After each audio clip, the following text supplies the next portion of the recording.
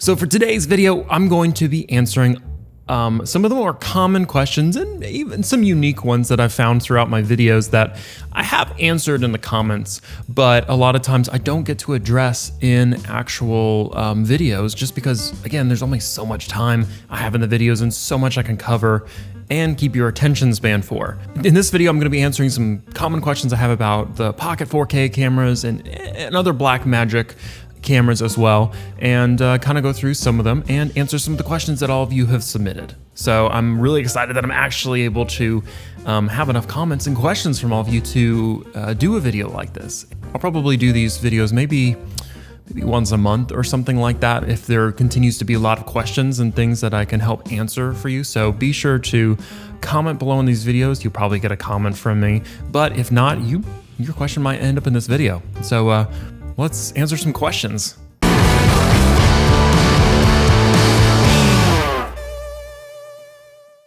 Before we get started on this, I want to take a chance to invite you to be part of the Voyager community. I love getting to interact with fellow creatives and filmmakers and help answer questions and foster a community that helps to teach people about cameras and brings them along for travel adventure stuff that we love to do. I think it's about 20% of my viewership is subscribed to this channel. So if you're that other 80%, be sure to subscribe to keep up to date with all of our content.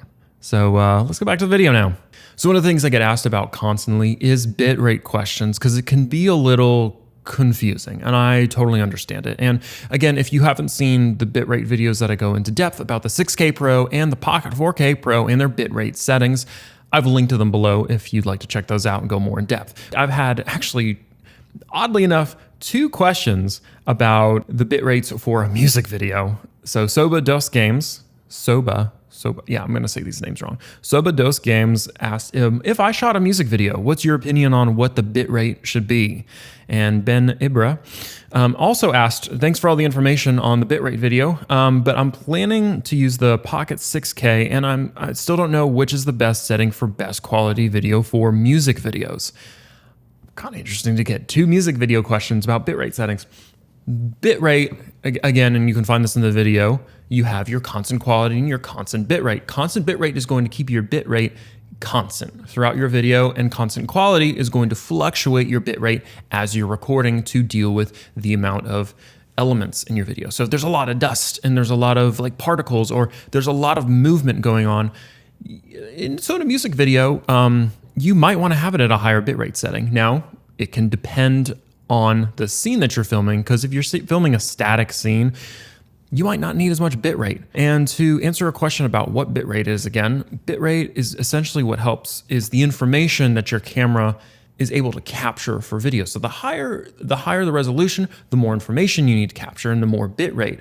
But with Blackmagic RAW, you have a little bit of control for your bitrate. So if you don't want to have massive files every time, you can bring it down to 12.1 or go all the way up to 3.1 for constant bitrate, or go from Q0 to Q5 for constant quality. And again, if you'd like to understand what each of those settings does and what the bitrate settings are for those, I've included the link in the description below. To answer the question, if there's a lot of movements going on, I would shoot probably at a higher quality. I would say for a lot of music videos, there's probably a lot of elements going on, right? Because sometimes you have like a haze machine, or sometimes you have lots of lights flashing and different things like that. Or, you know, if you're filming a rap video, maybe someone's smoking something. So with that, I would suggest using constant quality, a higher version of constant quality, and going with that. So you get that data a little bit more. Now, I would say probably most music videos are going to go online, right? So at some point, you're going to get compressed down anyways when you put something on YouTube. But even if that's the case, you want to have as high quality as you can before it gets compressed, especially for something like a music video. So I would suggest maybe, and again, not knowing your entire circumstance or what the different shots are that you have, maybe film around Q3. That's what I would say. And feel free to comment on this too if you have more questions on that. Second, from Dennis Grundle. I'm very glad I found your YouTube channels. I'm currently learning with the new Pocket 6K Pro, and it's perfect timing. And this would be on my 6K Pro video that I talked about the bitrate settings. He asked, which bitrate would you use for green screening and visual effects work? Should it always be the highest, or is it possible to go down to a little to save some space? Greetings from Germany. Glad to have you on the channel. Good question. I would say visual effects work you want, because you're going to be dealing with stuff like rotoscoping. And I don't do a ton of visual effects work, but I understand what they kind of need with it. The rotoscoping or the detailed work, the more information you have to work with visual effects, the better the effects are going to turn out. The easier it is for your computer to be able to determine some of the edge lines, for you to be able to see the edge lines, especially when you're having to zoom in. So even just that little bump in quality can be helpful. But I'm sure you could get away with not shooting at like a Q0 or a 3:1. You could probably do that to save some space, especially if it's going on YouTube and you're not going crazy. Now, if you're in a production set, it might be a little different, but you can adjust it down. You don't have to be at the highest bitrate possible. All right, moving on to off-speed recording questions. Janald Camino asks, when I shoot in 120 frames per second, not only the playback in the camera is in slow motion, but also when I import the footage in Premiere, I see the footage in slow motion. And I wanted to see the footage in normal speed and make it 120 frames per second in post. And he does know about, when I was talking with him, he does know about that off-speed recording does convert it into 120 frames per second. Him and another guy asked, Tongues? So let's say I want to shoot in 120 on the BMPCC6K, but I also want to control the speed in post. I can't set my project setting to 120 frames. Max is 60 in the project settings. And that's correct. Blackmagic does not allow you to go past 60 frames per second on your project frame rate. You can go to 120 frames per second if it's an off-speed recording, which will convert it back down to, at the highest, 60 frames per second. If you would like to in post, you can go and convert it again, but you cannot do it. It's not going to come out. And I know one of these guys said that they, when they're delivering these to clients, it's hard to explain to them that, yes, this is 120 frames per second. You just have to slow it down to get to your frame, but you won't be able to have your project at 120 frames per second, unfortunately. So, but if you find yourself in this situation, and I find a lot of people in this situation, they record something at a higher frame rate than they thought they were going to, and it messed up their project. So the best way to bring it back down to the project frame rate or back to normal speed would be to follow this formula, which is basically dividing the frame rate by the project frame rate and whatever that equals. So in this case, if I wanted to do 120, if I shot 120 frames per second, it was slowed down to a 24 frame rate project setting, and I divided 120 by 24, it would equal 5, which would be, if you wanted to, in say Adobe Premiere, you'd increase the speed 500%, and it would match. It would match regular speed. And if you want to see more about off-speed recording and how it works and how to turn it on, I've included a link to a video. We cover that as well. Next comes from a video about traveling with camera gear on a plane, which is a question I'm consistently asked, and one I'm planning to do a full video on here, but I'll go ahead and answer a couple things here. This question comes from the Tarantula Collective. What I would really like to know are some tips or experiences on getting through airport security with all of your camera gear. I'm flying to Arizona soon to do some filming of snakes, scorpions, and tarantulas in the desert, and the most stressful part right now in my mind is getting all the gear through the security checkpoint. That's a good question. Also, that would be a really fun trip to come film with you on if you need someone extra to film. Snakes, scorpions, and tarantulas, I would obviously allow you to handle them, and I'll film from a safe distance, but that's a pretty cool trip right there. First of all, I would say going through airport security is not as bad as you would assume it would be. Especially if you're using cinema cameras and you have batteries that go with them, you'll want to take them with you. You'll want to take them through security with you. You won't want to check them on the plane. I had an incident when I was filming in India where I accidentally left a V-mount battery in my carry-on luggage just because that's where I kept everything during the time. And while I was on the plane, I got called off the plane, taken down into the dungeons of the airport with security and the military with all these guys with guns down there going through my bags, questioning me on everything that was in the bags. Interesting experience. Can't say I ever want to do that again or be in another country at the bottom of the airport with a bunch of guys with guns. But yeah, make sure you keep your V-mount batteries with you. And I've included a link on how I travel with hard cases with my camera gear. Unless it is the absolute last option, I will not check my main cameras. I will not check them under the plane. So I will do carry-ons. And that's why I have the hard cases to be able to carry them onto plane. So I have my camera gear with me at all times. Generally, I don't even have to take anything out of it unless unless it's another country. In the United States, typically you can just put the hard case up on there, roll it through the x-ray machine, and you're good to go. So I've never had that many problems with it, unless I have like a weird looking lens like the Laowa probe lens, which someone thought was a club or something, and the security people were very confused on what that lens was. So I think mostly they see a lot of this stuff coming through now. So if you have a case just to put it in, or even like a backpack, you can bring it in and you just roll it through security, you'll be totally fine. There's nothing to worry about. You can check it under the plane if you want to. I'd make sure it's encased in something that'll protect it from getting jarred around.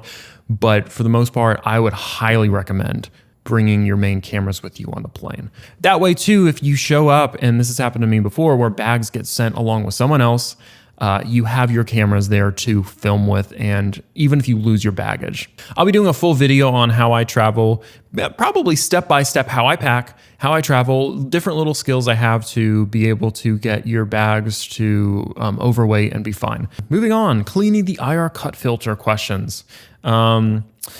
He said, this is from Nick's Creations. He said, bro, in my Pocket 4K, there's a lot of dust, and I think some are inside the glass. I emailed it to Blackmagic, and they said cleaning it with liquid may damage the filter. And I'm totally confused now. May I clean it myself? And in the video I had, and I'll link this again with all these questions, I talked through how I clean the IR cut filter on the Pocket 4K, which is a little piece of glass that's between the outside world and the sensor. And a lot of times it gets dust on there. With it, a lot of the swaps come with like a little bit of like solution that you just put on the corners just to kind of get it off. And I guess in the email to Blackmagic, they basically said that cleaning it with the liquid may damage the filter. I've been doing it for like two and a half years now, and the filters are fine. Even though Blackmagic has said that, I think some of that's just to cover themselves in case you do something wrong, because you could, and then, if you don't feel comfortable cleaning your camera this way, send it to a professional video person to get it done. And there's nothing wrong with that. There's another question on this. Give Back Documentary Productions asked, this has me confused as a lot of, referring to the IR cut filter, as a lot of YouTubers have stated that the Pocket 4K does not have an IR cut filter, which is why they all have recommended the purchase of an IR cut filter, removing clear examples of IR pollution. This is both for the 4K and 6K. Just wanted to let you know. Thank you. I love it when commenters push back on things I've said for clarification, or if I've said something wrong. Love it when you guys do that. For this, I will say, am I fully confident it's an IR cut filter on it? No. Is there a ton of information on it? No. But if it is an IR, and I'm pretty sure it's an IR cut filter, it's an extremely weak IR cut filter. If I've included a link to an IR cut filter is, to if you need more explanation on it. But I believe it to be an IR cut filter on there. And until I really see something like official, I'm going to assume it's that. I could be wrong, but even if it is an IR cut filter, it's very weak. All right, questions on dual ISO. Okay, and I'm just going to read all of these off real quick. Elsville asked, does this mean, and this is referring to my video I did on dual native ISO, does it mean that you'll have less noise in 400 ISO than in 100? Can't be right. Sarfios asked, at 318 you say, stay on 400 and 3200 for less noise in your footage, but my noise is lowest at 11250 ISO. So I think the best thing to do is, for me, I like shooting at my native ISOs, and let me give you the definition of what native ISO is. Native ISO is basically the baseline setting for your camera, and it is set at this to achieve the most detail out of your image. Going above or below this setting will digitally unamplify or amplify the sensor sensitivity to the light it's capturing. So to me, there are instances, and I'm trying to figure out, to me, sometimes 100 ISO doesn't look right. 1250 ISO doesn't look right. There are circumstances that you use them in, yes, and you can get less noise in it. But when you film in RAW, you typically have grain or noise in your image. And in DaVinci Resolve and Premiere Pro, there are ways to remove this when you do it, or when you process your footage. So, and I'll link to some, just how people do that on DaVinci Resolve, because I don't typically use DaVinci Resolve. But for me, generally, I know you say there's less noise on 100 than 400 ISO. And while that might be right, depending on the charts on how they operate with it doesn't change the dynamic range. It shifts the amount of dynamic range. It shifts kind of where it lies in the footage. If you want to go more in depth about dual native ISO, I've included the link to the video we've also done on that, and we will be doing one on the 6K Pro here soon as well. But generally, staying on your native ISOs, 400 and 3200, is going to give you better results in more settings. Let's just put it that way. It won't be perfect every single time. But in most situations, you want to stay on your native ISO because it's going to get you the best detail out of your image with even if there's a little bit more noise than at 100 ISO. And if anyone has anything else to add to that, let me know. BRAW versus a ProRes question. This is from Bo Ismano. And I'm sorry if I'm saying these names completely wrong. He says, for my channel and my Premiere workflow, I have been shooting in ProRes 422 HQ, but I'm considering switching to BRAW if the workflow is smooth in Premiere. Which BRAW setting would you think is equivalent to the ProRes 422 HQ setting? BRAW and ProRes completely different animals, especially since ProRes does not have the RAW features that BRAW does in the Blackmagic series. So it's hard to kind of compare the two. So basically my response to him was, if you're looking at this from a bitrate perspective, kind of here it is for the 6K Pro. And this was on the 6K Pro bitrate settings video. So at 4K DCI, Apple ProRes 422 HQ films at about 117.88 megabytes per second. And since I don't think you can film 6K with ProRes, I don't typically use ProRes, only BRAW does, it's kind of in between a 3:1 and a 5:1 constant bitrate at 4K DCI. But just as far as bitrate goes, that's what it's at. Quality and look of footage would be kind of different, and the amount you can do to it, it's a little bit different, if that makes sense. All right, moving on. If you haven't, be sure to be looking in our community part of the Frame Voyager page, Frame Voyager YouTube page, as I'm submitting questions and different things for upcoming videos that I'd love for all of you to be a part of. And if you have any questions or comments, you might end up in a video like this. I had a couple people that submitted some questions. Radon86 asked, which gear do you use most often to shoot your videos? Lighting, setup, cameras, audio, stands, etc. Would love to see a behind the scenes. I will actually be doing a behind the scenes here soon about my studio setup and how I, even my editing setup. But to answer your question, typically I will use, I've just actually started using the 6K Pro for this, and I'm still trying to figure it out. But typically I would use Pocket 4K to film this. I have an Aperture 120D that I use to light, and this microphone is the Rode NT-G3, which sometimes I'll use lapels, which are also like Rode wireless filmmaker kits, but I prefer the way this sounds way better. I'll actually go ahead and link for you all the different things I have for my studio setup below. Yeah, I'll do a full tour here soon, but thanks for that question. DC Fan for Life asked, how can you set white balance correctly without a white or gray card? I don't know how you knew, but this is the topic of another video that's coming out soon that we're already working on. Setting the balance correctly without a white or gray card. Typically, the camera has automatic settings already that are like tungsten, daylight, cloudy settings that you can kind of gauge based on the situation you're in. You can kind of just eyeball it. As long as you're generally close and you kind of understand where the different white balance settings lie without having a white card, you should be fine. Again, because you can change this in post and then kind of adjust it from there just to make sure you're good. So if you're out in the field and you don't have one, try to stay on some of the automatic settings based on where you are. If you're indoors, if it's being naturally lit, if it's being lit by like this, which would be at daylight settings, or if you're in cloudy situations, generally the camera will get you pretty close to it with its preset settings. So I had one question about my underwater filming setup. They said, they asked, Soba Daham asked, isn't the screen brightness an issue underwater with the Pocket 4K? And if you haven't seen how I set up my Pocket 4K to film underwater while scuba diving, I've included that link below as well. I've actually found the Pocket 4K is great. I actually converted someone who used Canons underwater and had like this massive setup for it to actually using something like this because you don't have to have an external screen for it set up when you're filming underwater because it's so big and it's bright enough when you're underwater. And honestly, like filming underwater, it gets darker underwater typically the further you go down, or even if it's bright sunlight. So it actually is very good conditions for seeing your screen, and just that big Blackmagic screen on the back is great. Very easy to control while you're underwater. So I don't always get nice questions from people. So don't get me wrong, I love it when I get pushback on videos, but some of them, watch the video before you comment sometimes. This was on my video about, I asked whether or not you should throw out your Pocket 4K. And this guy, Kamikaze1213 asked, Red or Ari? Go watch Zack Snyder's Snowstream Iron and tell us again why Red makes you a big boy. So first of all, this was not about a Red or an Ari camera, and I actually said instead of having to buy a Red or an Ari camera, you can buy this, which is way less expensive and can get you into the film world. It's a great camera for film students. And I tried to explain this to him, but the second comment was, he said, I'm just tired of YouTubers like you thinking any form of camera out there isn't going to cut it if it isn't a Red or an Ari.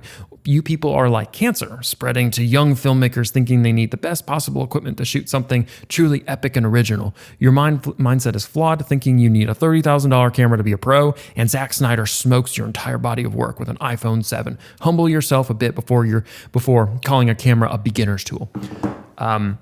If he took a second to look at my channel and realized that I actually don't have an Ari or a Red camera, and actually never used one, I have used primarily Blackmagic cameras, and I would say that they're probably on the lower end of the cinema camera line.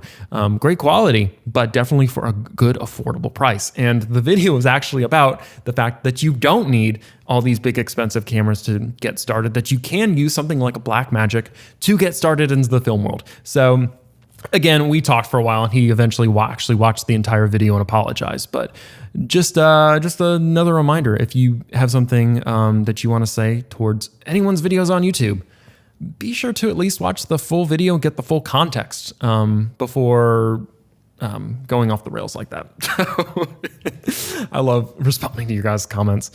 I have some other comments that I have, which is from Not Paul McShane. He says, I don't need DaVinci Resolve. I need John Owens. So appreciate that. Yeah. Well, I'm on every video, so I don't know how to respond to that. Braylon Stokes says, you're so handsome. Thank you. Thank you. That's about it for these questions. I love getting, again, as I've said multiple times in this video, I love getting comments and questions from you and pushback from people who disagree with what I say, because I'm sure everything I say is not completely, fully, 100% accurate at all times. It's hard to do that with these cameras, so I love being able to correct things and get to discuss with people who have other opinions and have different experiences with the camera than I do. So be sure to comment below if you have anything on this video that you disagree with or think I missed, so maybe I can address it in a future video. But as always, guys, thanks for watching. If you'd like to keep up to date with all of our content, make sure to subscribe and hit the notification bell below, and we'll catch you in the next video.